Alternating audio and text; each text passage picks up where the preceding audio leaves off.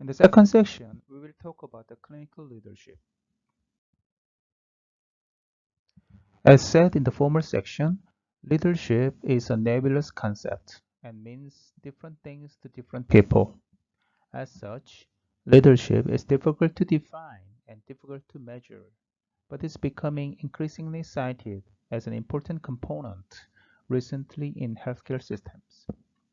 The United Kingdom and its National Health Service, as known as the NHS, have shown great interest in clinical leadership, and the term clinical leadership, as a matter of fact, has been studied the most in nursing among healthcare providers since it has been studied in connection with decision making in hospital situations.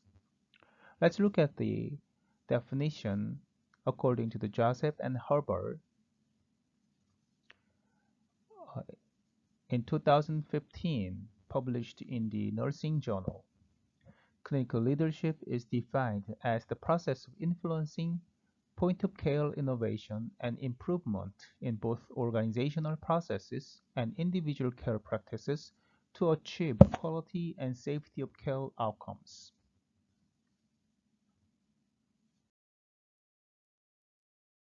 Let's look at the next slide. Recently, the NHS in UK published a guide on the clinical leadership as the NHS long-term plan around nurturing the next generation of leader and supporting all those with the capability and ambition to reach the most senior level of the service. At the most senior level of the healthcare organizations, leaders face increasingly complex strategic and operational problems arising from demand of an aging population, shortage in key workforce groups, and ongoing financial constraint.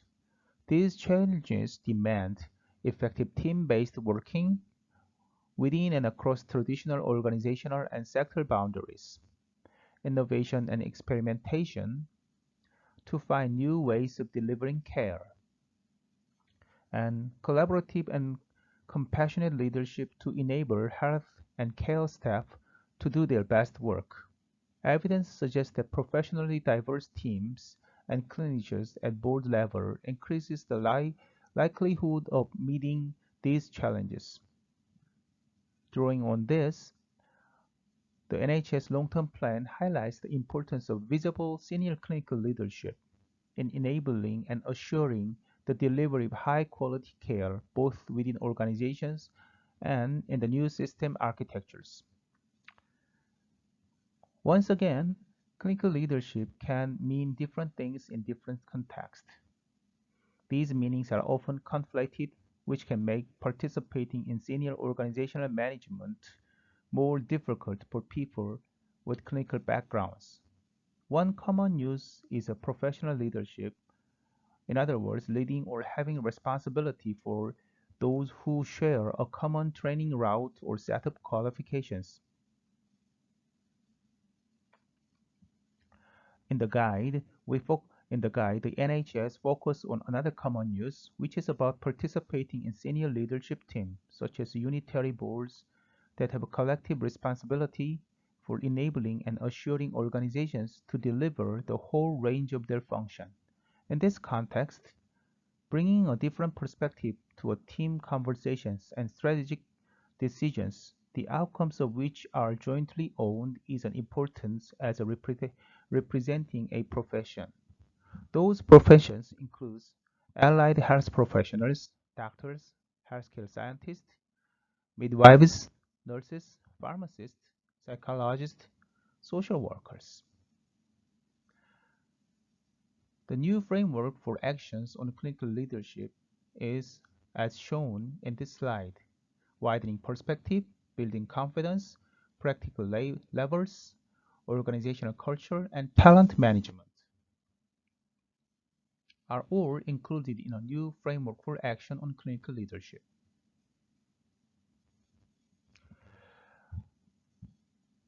Now, the next slide shows the leadership qualities framework. Modern theories of leadership have taken this approach a step further and see it as a process which is informed by the task in hand, the people involved, the organization where they work, and the prevailing culture. In this sense, leaders are seen to be interdependent, contingent on others, and affecting and being affected by the surrounding environment. In addition, leaders provide empowerment to develop the potential of others while aligning their values with those of the organization. This has become known as the transformational leadership and form the basis of the National Health System Leadership Program, which had a leadership quality framework and a defined set of competencies.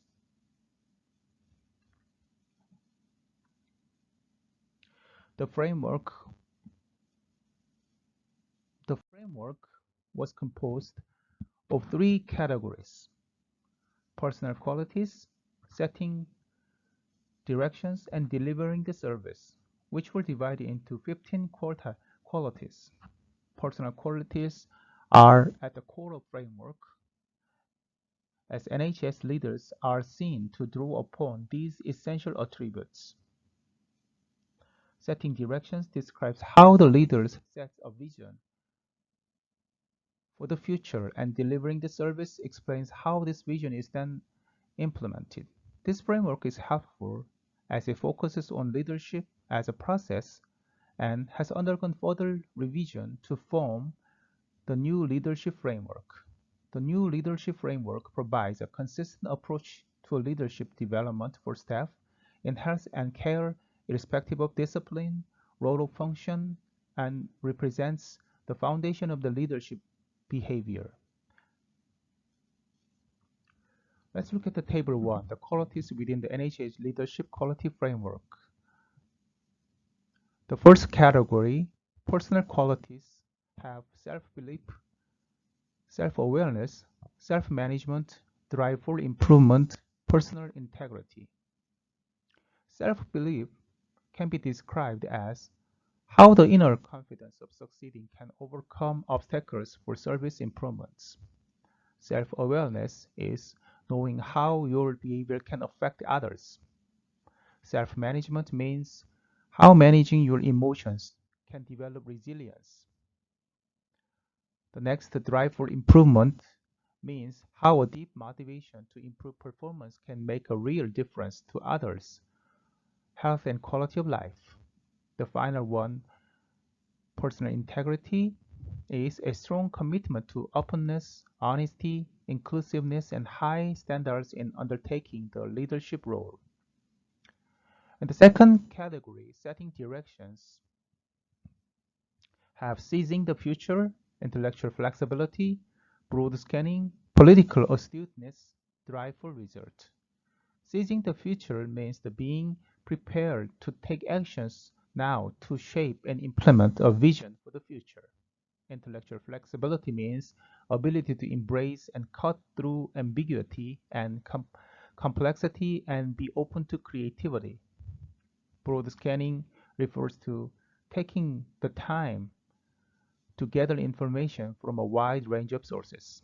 Political astuteness means commitment and understanding of diverse interest groups and power bases within organizations and the dynamic between them. The final one, drive for results, is a strong commitment to improve performance and achieve positive service outcomes for users. The last category, the delivering the service, has quality such as leading changes through people, holding to account, empowering others, effective and strategic influencing, collaborative working. The first, leading change through people, refers to communicating the vision and rationale for changes and improvement and engaging and facilitating others. Holding to account means the strength reserved to hold others to account for agreed targets and to be held accountable. Empowering others means striving to facilitate others' contribution and to share leadership, nurturing capability and long-term development of others. Effective and strategic influencing means being able and prepared to adapt a number of ways to gain support and influence diverse parties. Collaborative working means being committed to working and engaging constructively with internal and external stakeholders.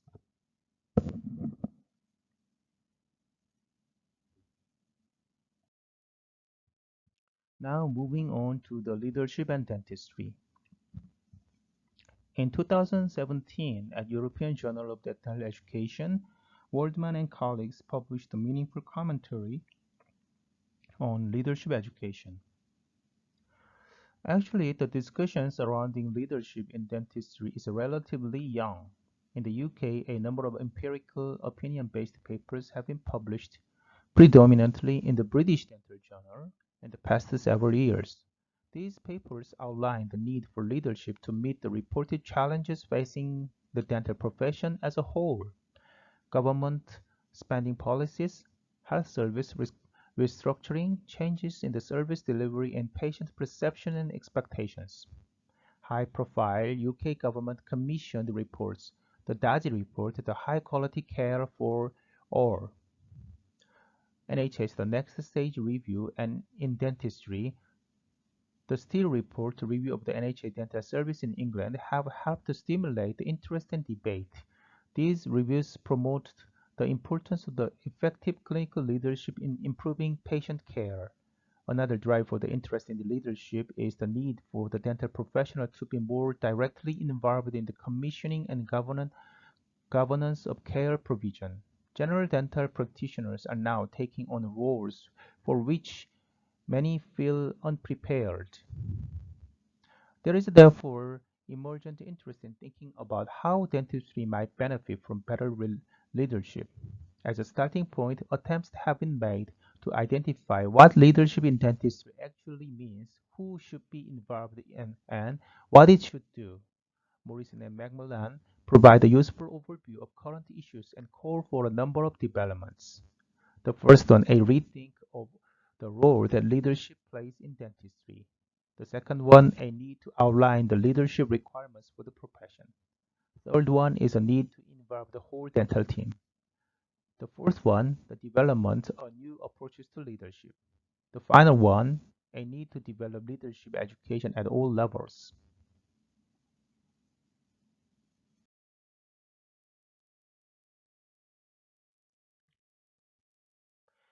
A number of different approaches to exploring the leadership in dentistry agenda have been adopted by researchers. Wilcox presents account of the general theories found in mainstream leadership study to the dental audience. Personality traits, behavioral style, situational contingency theory, and transformational leadership are explained. Brocklehurst et al.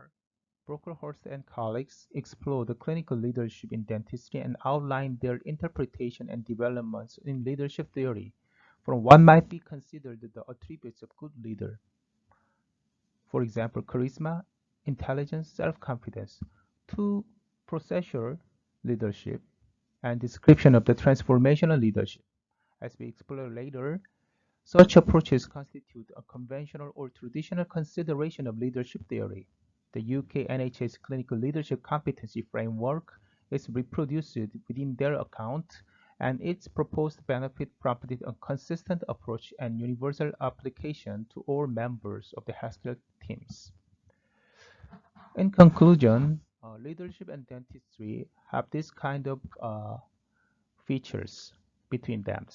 Effective leadership is best achieved through a distributed and inclusive leadership practices rather than exclusively by individuals in designated leadership roles. Leadership can be found in everydayness of practice life, and that leadership education should not be abstracted from this environment. Learning outcomes need to be better defined with a clear focus on the needs of practitioners. To be mindful that generic business school models of leadership education do not take account of the specific need of the dental context. Next, while leadership competency frameworks provide a regulatory model, they can bind and limit the real values inherent in leadership. and all students should be exposed to leadership education rather than it being limited to selected students or being optional. And finally, there is an opportunity to engage with practitioners to encourage the development of experimental real-world learning.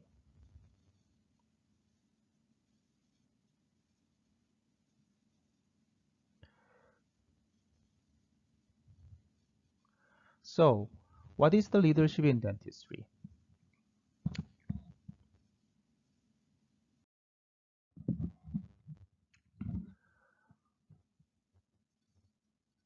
Again, what can be defined as a leadership in dentistry? At least 3 points should be considered. The first one, leading the dental team. The second one, leading patients to improve their oral health. The third one, leading the wider community and health systems to improve the population's oral health. Dental professionals are highly trained and motivated individuals with skills in communication, behavioral change, entrepreneurship, and an empathetic and caring nature. They may, however, need additional leadership development and training in order to be empowered to become leaders of wider healthcare landscape. There is a duty on dental professionals to take leadership role in order to improve oral health and clinical safety for patients.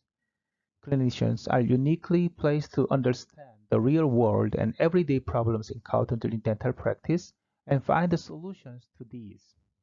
Lack of clinician ownership of top-down changes have been cited as major obstacles to the effectiveness of the transforming services.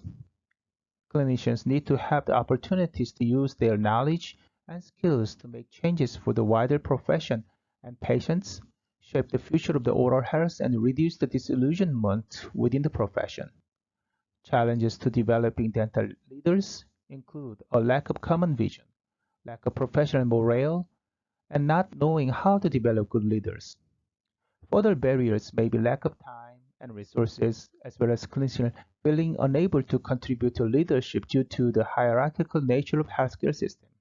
Additionally, unlike some other health professionals, dental professionals are often siloed in dental surgery and may feel isolated from other dental professionals and the wider health team and community.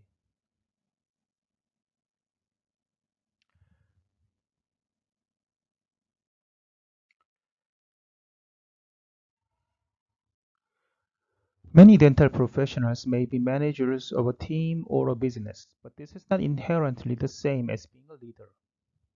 Managers focus on running existing operations and day-to-day activities and mainly task-oriented and focused on detail. This often involves maintaining the status quo and is risk-averse. A manager is a position of authority usually conferred by a job position or seniority. On the other hand, leader take calculated risk and expect to encounter challenges that must be overcome. According to the Yuku, there are four main areas of leadership. These contents may overlap with the previous sections, but are more focused on dentistry. Task-oriented style, planning, monitoring, and problem solving. Relation-oriented has the characteristic of supporting, developing, and empowering. Change-oriented and advocating change-oriented characteristics shows feature of advocating changes and encouraging innovation. Finally, external networking. Leadership starts with having a clear purpose, whether this be for the team, the wider community, or healthcare system. This is a statement that gives direction and explanation of why the team exists. For dental practice, this may be to improve the oral health of the local community. Values guide the behavior of team or organizations. They need to be demonstrated by the leader and expected by the entire team. They provide code of how individuals interact, working together and influence. Effective leadership cannot rely on a single person. It is a collective and endeavor.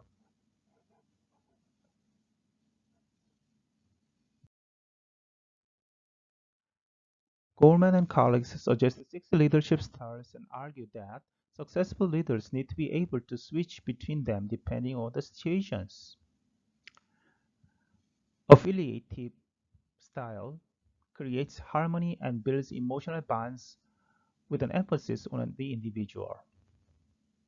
On the other hand, authoritative styles tells people what to do and motivates them by explaining the consequence of not complying. Coaching styles develops people for the future. Democratic style shared and consensus decision making. Pace setting sets very high standards and thinks things should be better and go faster. Coercive styles demands immediate compliance. Most people will have a preferred style of leadership, but it is important to recognize the situation when this may not be of effective and when other styles may be required, even though they may not come as naturally. Leadership requires the individual to be able to navigate complex systems and be comfortable with this complexity. A complex issue is one in which there is no clear route of navigation. No one has previously found the solutions, and the parts are constantly in motion and unpredictable. Complex problem is much more challenging than the sum of its parts. This is certainly the case for the healthcare systems. This is quite different to the problems that dental professionals are trained to manage, which are often complicated problems. Complicated issues have predictable predefined solutions. They can be broken down into steps and tackled in a repeatable manner by the expert after training. Therefore, leadership requires different skills compared to the clinical dentistry, such as the negotiation, political astuteness, vision, articulation, and influencing. Trying to solve problems in the same manner is likely to result in a frustration and failure.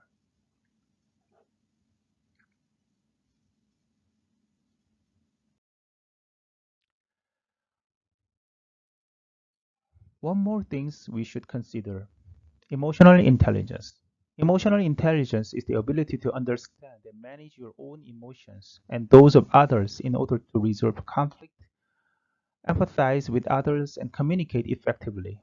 These interpersonal skills and awareness help you to build stronger relationships, recognize your feelings, and manage them. Emotional intelligence is key to being as an effective leader. Important, important attributes of emotional intelligence includes empathy, understanding others' emotions, experience, self-management, the ability to control impulsive feelings and manage your emotions, self-awareness, which is recognizing your own emotions and how they affect your thoughts and behavior, social awareness, the understanding the emotions and the concerns of others, relationship management refers to developing and maintaining relationships. Another key element of leadership is an ability to motivate others toward a common aim. Intrinsic motivation can be increased by focusing on three main areas: autonomy, mastery, and purpose. By encouraging these areas, leader can get the most from the teams. Autonomy is having control over your own work. An effective leader will trust members of their team to take ownership over what they do and when, enabling them to decide how best they can personally meet the set objective. Mastery is the desire to constantly improve. Encouraging continual learning and development will ensure that team members are constantly striving and improving their skills. Purpose is about ensuring everyone is aware of bigger picture and understands how they contribute to this. When people understand they are working towards something larger and more important, they are more productive and engaged.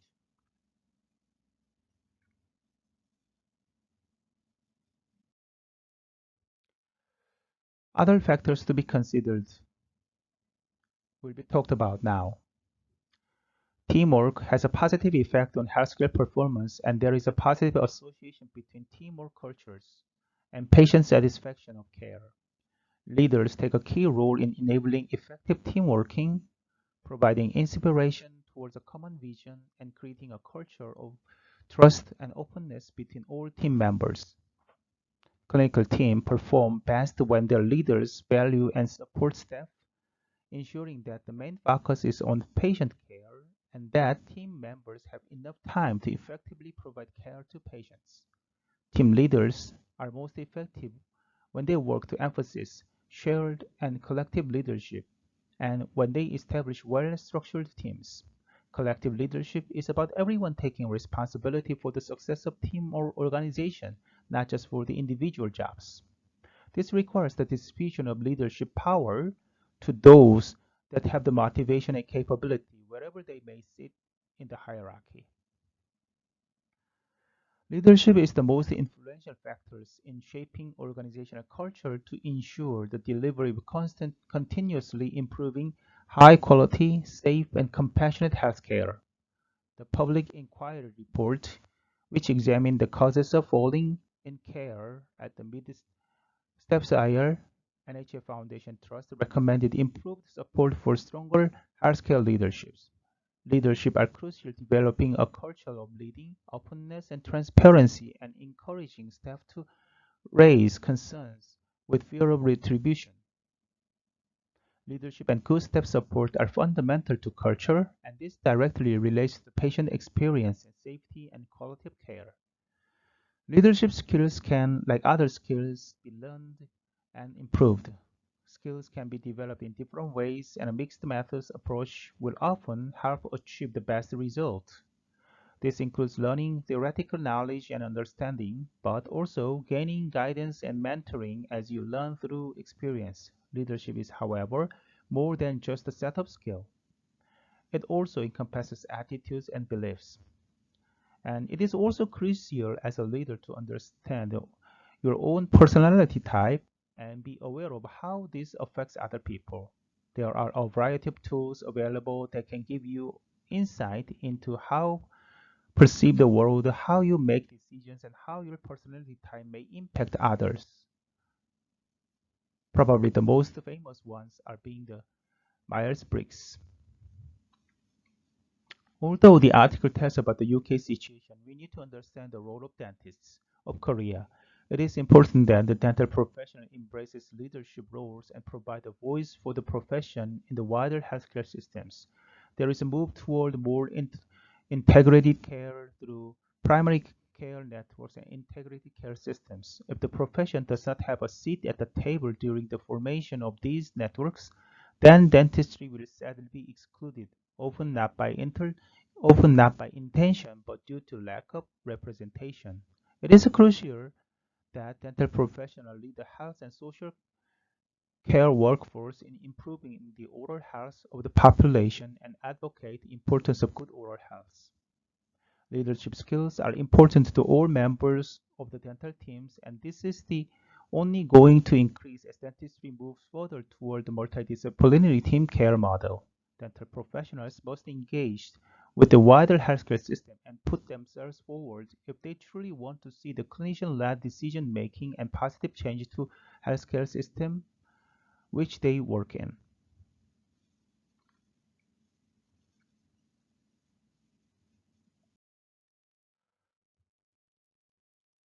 The next slide shows the global leadership in dentistry. The burden of oral disease is a growing global problem and is accompanied by the market inequalities both within and between countries. Advances in dental care have resulted in major improvement in oral health, but these have mainly occurred in high-income countries, including Korea, and even then have not benefited the entire population. All health professionals face three major challenges. The poor in society suffer a disproportionately high level of the disease. Effective population-wide disease prevention remains to be implemented, and affordable, appropriate care is not accessible to all. With a global prevalence of the 35% affecting 3.9 billion people worldwide, untreated caries and permanent dentition is the most prevalent of all conditions in entire global burden of disease, injuries, and risk factor studies. Severe periodontitis in adults and untreated caries in diseased teeth were the sixth and 10th most prevalent conditions, respectively. Not only is the prevalence of oral disease high in relation to all other diseases, but there are very marked inequalities in the distribution of all major oral diseases, including oral cancer. The global distribution of dental caries is illustrated in this figure, from which it can be seen that there is an inverse gradient of the prevalence of dental caries from high to low income countries.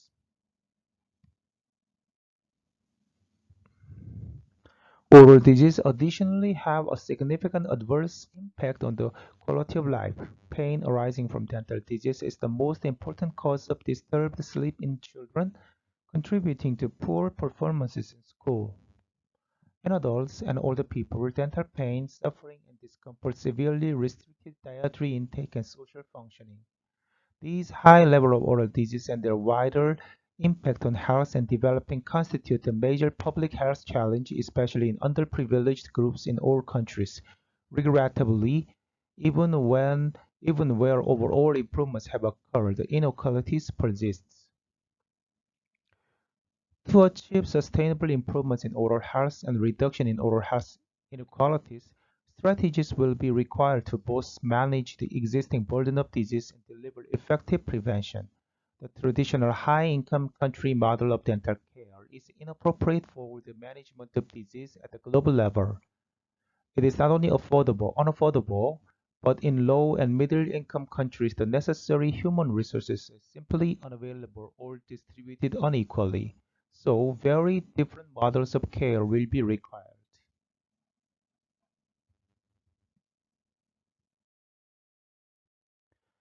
Inequalities in both oral and general health pose significant challenges for policymakers and those in public health. Specialists have attributed the failure of most approaches to improve oral health and reduce inequalities to a reliance on measures that focus on downstream factors such as lifestyle, behavioral influence, rather than working upstream and addressing the key root causes. The social determinants of health, as shown in the figure, are the circumstances into which people are born, grow, live, work, and age, and they largely determine the behaviors people adopt and the choices they make. The unequal distribution of all determining factors account for the persistent and growing global differences in health status and disease burden. The priorities for oral disease prevention also included the control of dietary sugars and tobacco use, and crucial factors for dental caries and periodontal disease, and making healthy choices the easier choices. These shared risk factors provide a conceptual basis for common risk factor approach based on the premise that controlling a small number of important clustered risk factors should have a major impact on a number of common chronic diseases, including oral conditions, at a lower cost than narrow disease-specific approaches. These approaches also paves the way for the closer integration of oral health into strategy addressing the non-communicable disease, particularly cancers, cardiovascular disease, chronic respiratory disease, and diabetes, that are leading cause of mortality and morbidity in the 21st century. The importance of this closer integration of oral and general health was acknowledged in the Oral Health Action Plan adopted the Sixth World Health Assembly in 2007, which emphasizes the intrinsic link between oral health, general health, and quality of life, and identified the need to incorporate oral health into programs for the integrated prevention and management of chronic disease. In the same document, the Minister of Health called for the creation of innovative workforce models to integrate essential oral health care into primary health care, which is also one of the key strategies set out in the World Dental Federation's Vision 2020.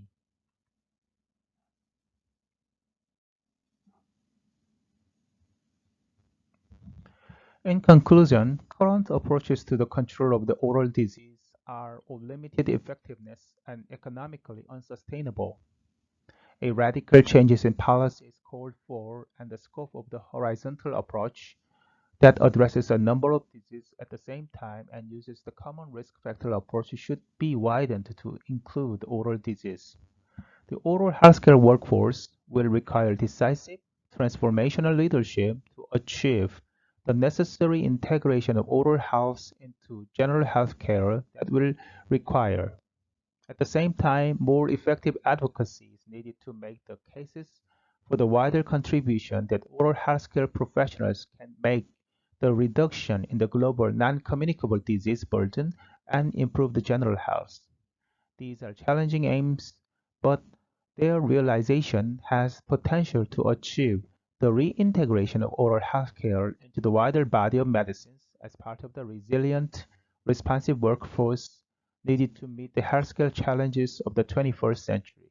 In this way, oral healthcare professionals will be making a major contribution to effective population-wide disease prevention and the provision of care that is affordable, appropriate, and accessible to all. This is the end of the second section.